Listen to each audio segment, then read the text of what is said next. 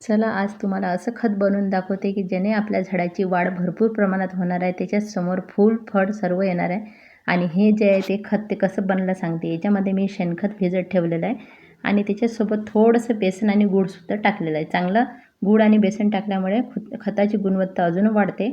आणि आता बघा एका बकेटमध्ये फक्त हे 2 मग खत घेतलं आणि त्याच्यामध्ये भरपूर असं बकेटभर पाणी घेतलं. अशा पातळ स्वरूपात हे खत दिलं. बागेमध्ये एवढी ग्रीनरी दिसत आहे, इतकं सुंदर वातावरण दिसत आहे. हे फक्त ह्या खताची कमाल आहे. भरपूर प्रमाणात वेल निघाले न लावता. आता खत तर प्रत्येक झाडाला दिलेलं आहे बागेमधली, पण दाखवलं मात्र थोडंच, कारण बाग आता मोठी झालेली आहे आणि असं दाखवता दाखवता किती वेळ होईल मला कळतच नव्हतं. म्हणून मी फक्त तुम्हाला काहीच झाडांना खत दिलं आणि झाडांची ग्रोथ इतकी झपाट्याने होत आहे, ते तुम्हाला इतकं दिसतसुद्धा नाही, तेवढी झाडांची ग्रोथ होत आहे. आणि हे खतामध्ये नायट्रोजनचं सुद्धा प्रमाण भरपूर असते.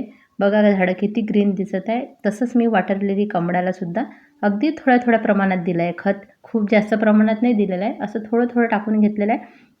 आणि आता उद्याचा वगैरे व्हिडिओ येणार आहे की आपल्या झाड शेल करण्याचे आहे मला वॉटर लिली प्लांट. आणि काही रोपे जे काही आहे तयार झालेले ते उद्याच्या व्हिडिओमध्ये दाखवणार आहे. कोणते कोणते फुलं याच्यामध्ये मला देण्यासारखे आहे, कारण माझ्याकडे एक झाड असेल तर मी देणार नाही. माझ्याकडे एकाच झाडापासून 6-7 झाडं असेल तर मग मी ते सेल करत असते आणि हेल्दी रूप सेल करत असते.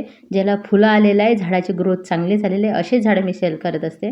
म्हणून तुम्हाला पाहिजे असेल तर आज कमेंट करून ठेवा. उद्या तर संपूर्ण माहितीसह व्हिडिओ येईल. बहुतेक उद्याचाच दिवस जमला तर करेल तो व्हिडिओ पूर्ण.